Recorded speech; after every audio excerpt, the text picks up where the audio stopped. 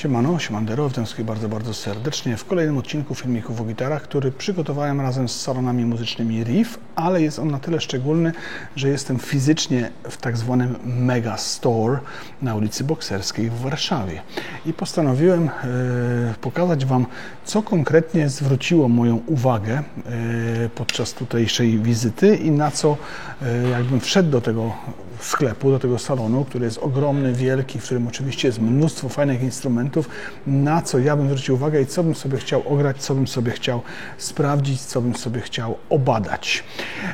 Niektóre z tych rzeczy, które Wam pokazuję, można znaleźć oczywiście w odcinkach na kanale i można oczywiście sobie o nich obejrzeć odcinki. W tych odcinkach tutaj, które nakręciłem w tym miejscu, no nie robię czegoś takiego, że je ogrywam. Po prostu się nimi jaram z jakiegoś powodu i wybieram instrumenty, które są na tyle ciekawe i na tyle fajnie wyglądające, że rzucają się od razu w oczy. Ale taki Arctic White na kanale jest. Arctic White zawsze mi się podobał, no bo jest to gitara do metalu z jednym humbuckerem, z czarnym hardwarem, z białym EMG, które już samo w sobie robi konkret robotę, ale przy okazji też jest, jak to ja zwykle mówię, no po prostu z taką gitarą zawsze Was ktoś zobaczy. Czyli jak będziecie mieli instrument czarny, matowy bądź świecący, to nikt na Was nie zwróci uwagi. A jeżeli jesteście odważni na tyle, żeby ktoś na Was zwracał uwagę, jak jesteście na scenie, to poza tym, że ta gitara naprawdę fajnie gra i poza tym, że jest naprawdę bardzo fajna, jeżeli chodzi o manualność, o to, jak brzmi, no do metalu z EMG, no to wiadomo, mocne, konkretne brzmienie, ale no, że jest to po prostu ultra fajny, wysportowiony, Les Paulowaty, single catowaty, no to jeszcze dodatkowo fajnie wygląda. Z ciekawostek, które również były na kanale, tak w ogóle to powiem, że w tym momencie właśnie skupię się głównie na gitarach koncernu ESP, czyli LTD. I akurat w tym wypadku tutaj mamy do czynienia z gitarami E2, które kiedyś nazywały się ESP, tam historię oczywiście znacie, bo ta historia na kanale też jest, ale ten instrument również był przeze mnie kiedyś testowany.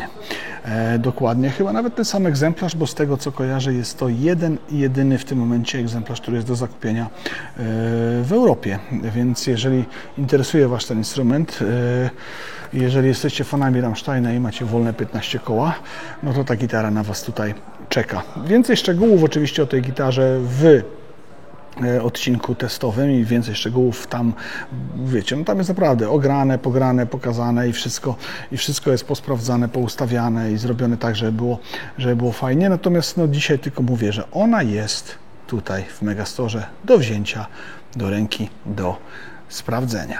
No na pewno przykuwa konkretnie uwagę. Dobra, no z takich mniej przykuwających uwagę gitar, ale na pewno dobrze brzmiących, mamy tutaj przykład instrumentu właśnie od firmy ESP z logo E2. Jest to japońska gitara, to akurat chyba wyprodukowana, nie wiem w którym roku, nie umiem czytać tych numerów. Główeczka typowa dla Eclipse'a, już z logo E2 właśnie, bardzo charakterystyczny również rąb.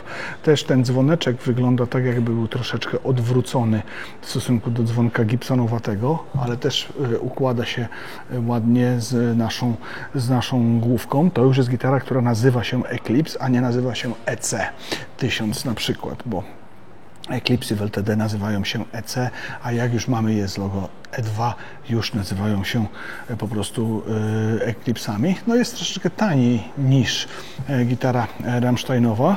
Również 2 EMG, mostek Gotocha, blokowane klucze gotochowskie, hebanowa podstronnica, stalowe progi, które są tutaj standardem. Fajna taka otoczka, to nie jest binding, to jest namalowane. Mimo tego, że gitara jest czarna, no to wyróżnia się, jak widać, też ją widać i ten kontur tutaj dużo daje. Dla takich troszeczkę mniej wyróżniających się, no mówię, jest w tym czarnym kolorze, który no nie jest moim ulubionym. Ale humbuckery w puszkach EMG aktywne robią tutaj również robotę i taki na przykład malutki szczególik, taki malutki drobiażdżek jak srebrna nakładka na przełącznik, to też daje do myślenia i cieszy oko. Więc fajny instrument, który tutaj również można po prostu ograć. Na szczęście mają również takie trochę ładniejsze, takie trochę bardziej oczoemne i troszeczkę no, bardziej przyciągające oko. Mają też takie instrumenty na stanie i możecie sobie porównać, czy czarna gitara brzmi lepiej, czy taka niebiesko-żółta brzmi lepiej. Ja osobiście wolałbym wybrać dokładnie tą. Ona jest co prawda troszeczkę droższa, no bo za to wykończenie tutaj coś tam więcej płacimy. Manualnie jest identyczna, to jest ten sam schemat, ten sam projekt w CNC, który ją wycina. No już nie ma tutaj tego srebrnego przełącznika, ale też jest to Gotoh, też są tutaj blokowane klucze Gotoha.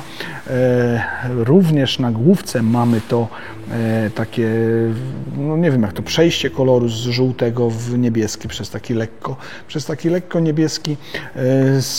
W tej gitarze jest również matowy gryf, taki satynowy, fajny matowy gryf. Niektórzy ludzie to bardzo lubią i bardzo sobie cenią. Jest dla nich szybciej niż na takim gryfie śliskim, do których może im się przyklejać palec. Ale jeżeli nie macie na ten temat pojęcia, jeżeli jeszcze nie macie wyrobionego na ten temat jakiegoś swojego, wiecie, zdania i jeszcze nie wiecie, jak to jest z takim gryfem, w salonach muzycznych Riff Bokserskiej i nie tylko, bo we wszystkich, które są w całej Polsce, możecie po prostu wpaść, wziąć taki instrument do ręki i sprawdzić sobie, czy to gryf matowy, czy gryf bez lakieru, czy gryf lakierowany, czy gryf z grubym lakierem, czy z cienkim jest dla Was. Dokładnie identycznie jest, jeżeli chodzi o profile, dokładnie identycznie jest, jeżeli chodzi o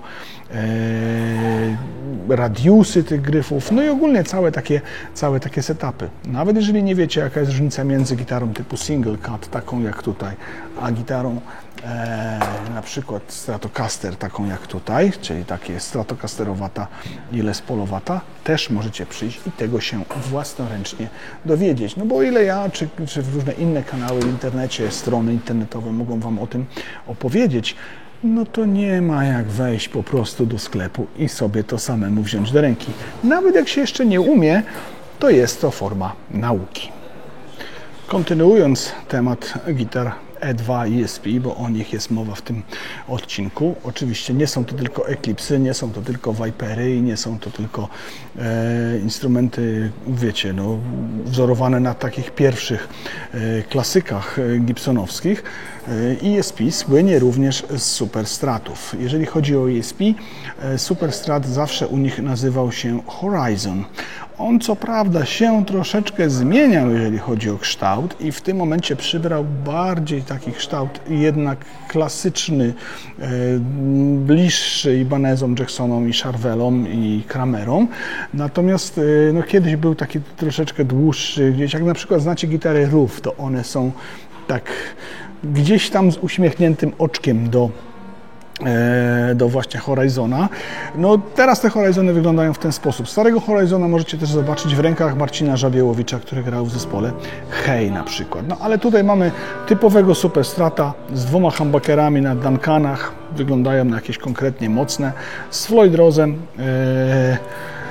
Również charakterystyczną dla tych gitar główką w takim oto właśnie kształcie z układem kluczy 3+3. To jest bardzo, bardzo charakterystyczne dla Horizona właśnie. No ładna gitara z takim archtopem. Tutaj mamy jakiś klonik, nie wiem czy jest to forni, czy jest to grube drewno. No wygląda być może i nawet nie wiem, bo tutaj jest taki niby binding z wyciętego drewienka. Musiałem się to przyjrzeć temu. No chyba jest to fornirek cieniutki na klonowym topie. No ale gryf pewnie jest set in, albo może nawet neck through. Sprawdźcie oczywiście, wejdźcie. Nie musicie tylko wchodzić do salonów tutaj fizycznie, wejdźcie również na stronę Riffu, pamiętając o tym, że jest zniżka 5% na moje hasło, link do zniżek w opisie, możecie dokonać zakupów, natomiast tam można również sprawdzić pełne specyfikacje. No ja nie jestem osobą, która zna wszystkie specyfikacje wszystkich instrumentów na pamięć, chociaż dużo znam. Drugi Horizon, bardzo podobny tak naprawdę, różni się tym, że no oczywiście inaczej wygląda w sensie kolorystycznym, ale głównie różni się tym, że ma stały mostek, więc tak jak mówiłem o tym, że można sobie różne gitary tutaj posprawdzać, to można się fizycznie w takich salonach muzycznych riff, nauczyć tego, jakie są mostki, sobie te gitary obejrzeć, a na pewno znajdzie się również ktoś, kto Wam to na szybko wytłumaczy z obsługi, bez żadnego problemu. Bardzo bym chciał zwrócić uwagę na strunociąg, bo jest on inny niż w Gibsonie, jest tak inaczej troszeczkę rozwiązany. Znowu jest to osprzęt Gotocha, znowu mamy Duncany. Malutki trójpozycyjny przełączniczek, bardzo taki w ogóle fikuśny, fajnie się to prezentuje. Hebanowa podstrójnica i stalowe progi. Znowu ta główka w bardzo charakterystycznym kształcie dla Horizona właśnie. Znowu taki matowy gryf, tutaj widać też to odcięcie w bardzo fajny sposób. No tych gitar rzeczywiście jest u mnie mało na kanale, jakoś gdzieś tam one, no wiecie, no jak gdzieś się trafiają raczej serwisowo, to je nakręcam, nie zawsze je też pokazuję, niektóre są w archiwum, ale są w salonach muzycznych riff, być może dla Was którąś z takich Horizonów w pewnym momencie poproszę, żeby mi przysłali i będziecie sobie mogli sami ją usłyszeć za pomocą moich nagrań oczywiście, bo żebyście ją sami usłyszeli, to musicie tutaj przyjść, tam jest ten pokoik taki specjalny, w którym można to ogrywać i nikt Wam nie będzie przeszkadzał. Jeżeli chodzi o markę ESP, no to oczywiście tańszymi instrumentami, choć ten akurat wcale dużo tańszy nie jest, są gitary z takim logo LTD. To logo LTD od lat znane. No tutaj mamy do czynienia z instrumentem, który jest gitarą sygnowaną. Kosztuje 10,5 tysiąca złotych przez Javiera Reyesa. Kimkolwiek jest Javier Reyes, bardzo chętnie usłyszę od Was w komentarzach.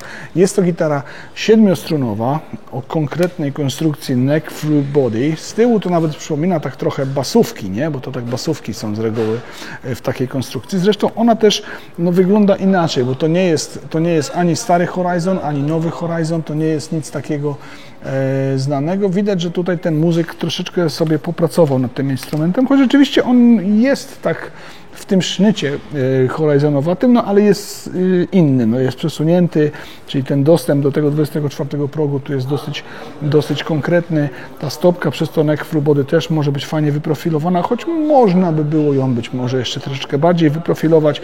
Raz, dwa, trzy, cztery, 5 kawałków drewna z doklejonymi skrzydełkami. Bookmatchowy top, też pewnie z fornirem, ale dodatkowo jest to pewnie jeszcze top klonowy tutaj na górze, więc no na pewno wyśmienity instrument i patrząc za niego, no to wiem o tym, że on jest po prostu fajny i że będzie dobry. No ja tam siódemkowy specjalnie nie jestem. Jeżeli szukacie dobrej siódemki, możecie przyjść tutaj i taką właśnie dobrą siódemkę sobie ograć. Blokowane klucze LTD, rok 2022, World Musical Instrument Corporation. Bardzo ciekawa główka. No niewątpliwie ta gitara też nawiązuje do takich różnych rzeczy jak takie mega customowe instrumenty i to lutnicy, którzy budują gitary, lubują się w tego typu właśnie fikuśnych, fajnych, różnych główeczkach, jak i również w odchodzeniu od takich standardowych kształtów.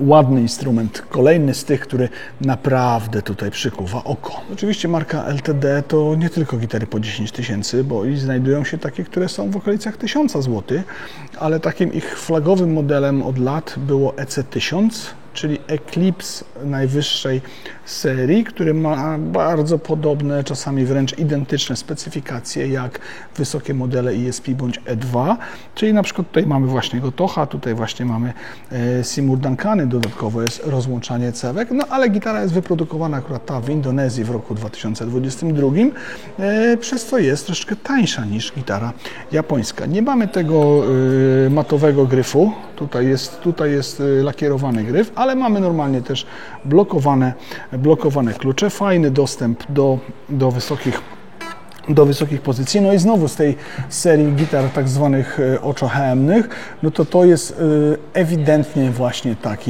taki oto instrument i ewidentnie tutaj w ten sposób należy na niego spojrzeć. Mahoniowe body z kilku kawałków.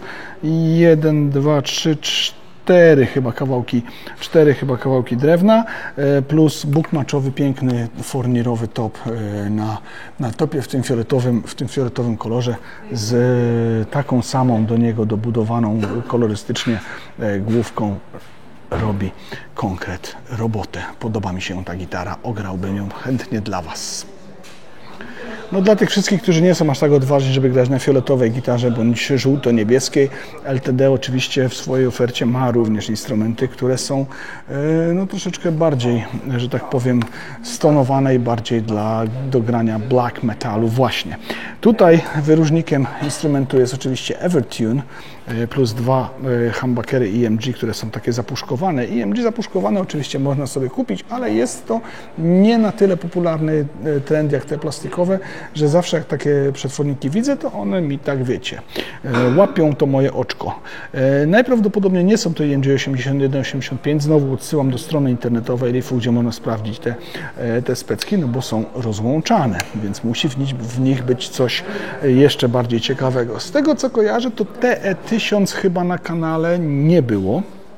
Chyba był model niżej, który zrobił na mnie bardzo, bardzo konkretne wrażenie. No jeżeli ktoś jest fanem Godziry, no to jest to na pewno gitara, na którą zwraca uwagę. Jeżeli jest ktoś fanem metalu, ona tak naprawdę do końca taka czarna nie jest. Ona jest taka srebrno-czarno-metalowa, więc no na swój sposób jest troszeczkę przez to na pewno ciekawsza. No ale jeżeli lubicie tego typu właśnie instrumenty, nawiązujące do klasyki, ale jednak będące totalną nowoczesnością i tutaj wiecie, no na Gryfie w Radiusie tu nie ma 9,5 cala, w tym profilu też nie ma żadnego vintaga i tutaj w tych humbuckerach też nie ma żadnego vintage, chociaż można je rozłączyć. No i w tym mostku również też nie ma żadnego vintage. Jeżeli lubicie taką nowoczesną wersję Telecastera, bang, jest ona tutaj dla Was. W tym momencie w ofercie tutaj w salonach muzycznych w Megastore, bo może na stronie tak jest, nie ma jakichś takich ultra tanich modeli, tam setek i 50 od LTD. No mamy tutaj do czynienia z modelem 200, który jest w outlecie, 203QM, czyli Quilted Maple, który jest w outlecie, jest troszeczkę przeceniony o jakieś tam 300 zł. No ten Quilted Maple również tutaj robi bardzo, jeżeli chodzi o wygląd tego instrumentu. Nie da się ukryć również, że klonowa podstrunnica, która jest bardzo rzadko spotykana w tego typu instrumentach, to też jest bardzo fajny wyznacznik takich gitar właśnie. Fajne ścięcie tutaj, klasyczny, już bliższy tym Jacksonowato-Ibanezowatym substratom niż Horizon i nie odchodzący aż tak bardzo od tej tradycji, jak nawet ten Horizon, którego tam sobie widzieliśmy, on miał więcej takiego sznytu indywidualności. No tutaj bardziej klasycznie dla tych, którzy naprawdę po prostu lubią tylko i wyłącznie tenże oto kształt, bez żadnych bindingów, bez żadnego tutaj cudowania, z rozłączanym humbuckerem, z mostkiem Floyd Rose. No słuchajcie, no, jest to Floyd Rose Special. Różnie z nim bywa. Wolałbym wersję akurat ze stałym mostem, jeżeli chodzi o taką gitarę. Tutaj już mamy również klasyczną dla LTD i dla ESP główkę, ale w tym kształcie z kluczami, z 6 kluczami po jednej stronie. To jest znowu instrument z 2022 roku, wyprodukowany w Indonezji. Więc jego zaletą jest to, że on już sobie tutaj trochę wisi, już się może troszeczkę poukładał, więc jak go zaniesiecie za tą zniżkę, jak pójdziecie z nim do serwisu jakiegoś gitarowego. Przypominam oczywiście o tym, że jeżeli kupicie gitarę w salonach muzycznych Riff i przyjdziecie z nią do nas, dostaniecie od nas darmowe struny, to ustawimy ją i większość pewnie serwisów ustawi ją Wam fajnie na cacy i będzie to już dobry instrument, który posłuży latami. Mimo tego, że jest to instrument taki troszeczkę tańszy. Z dobrych rzeczy nie powychodziły progi na boczku, a to w gitarach z klonowym gryfem no jest dosyć ważne. Może gdzieś tutaj, słuchajcie, ona jest w outlecie, tak?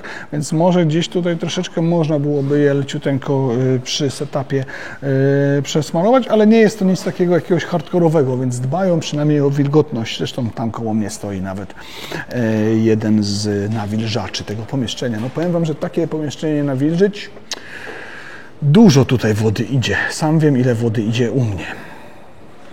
Ostatni, najprostszy, jak mówiłem, no, single cuty i double cuty, które nazywają się akurat Viper, czyli nawiązania do SG w tych gitarach również są. Jak Wam też mówiłem, czarne gitary, no to nie jest dobry pomysł, bo nawet jak się przyjrzycie temu instrumentowi, to tu wszystkie te paluchy i wszystko, co tutaj się dotknęło tej gitary, widać i robią się indywidualne wzory, które cały czas trzeba czyścić. No z kolorowymi gitarami tak nie ma. Na kolorowych gitarach tego nie widać tak do końca. To jest gitara, to jest gitara w wersji barytonowej.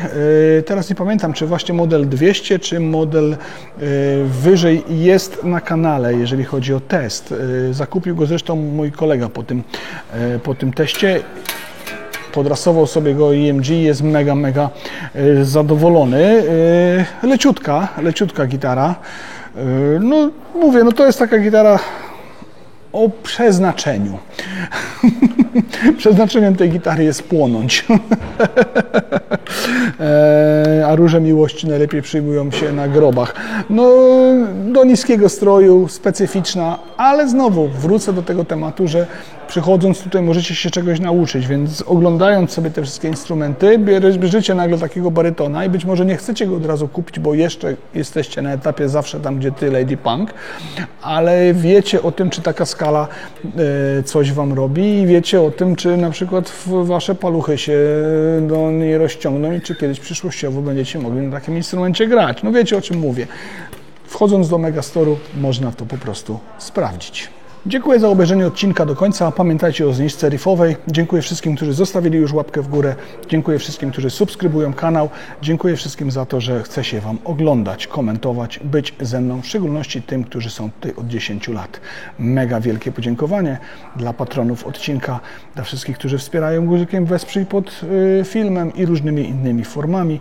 Mega również podziękowanie dla wszystkich, którzy angażują się, wysyłając mi prezenty na 10-lecie, bądź różne fanty, które lądują bądź nie lądują czasami na nagrody, bo czasami je chcę sobie po prostu zostawić, oraz mega wielki props dla wszystkich, którzy kręcą końcówki samochodowe. Bardzo Wam dziękuję za uwagę.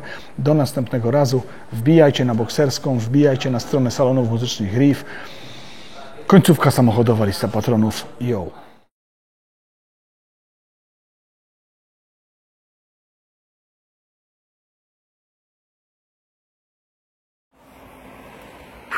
Witam wszystkich fogowiczów, mówi Fossilis. Dzisiaj akurat mam dla Was taki ładny samolot, czyli tak zwany ołówek MiG-21 ze zbiorów muzeum w Witoszowie Dolnym. Akurat nadarzyła się okazja, żeby zajrzeć do wnętrza tego oto samolocika i proszę uprzejmie, bardzo charakterystyczne wnętrze z tym kolorem i mnóstwo, niesamowite mnóstwo przeróżnych przyrządów. Ten samolot latał oczywiście w lotnictwie polskim, no ale już, jak widać, spędza miło czas na emeryturze w muzeum. Ostatni rzut oka na ołówek. Dziękuję serdecznie za uwagę. Pozdrawiam wszystkich sympatyków gitarowej mgły i do usłyszenia być może w następnej końcówce samolotowej. Cześć!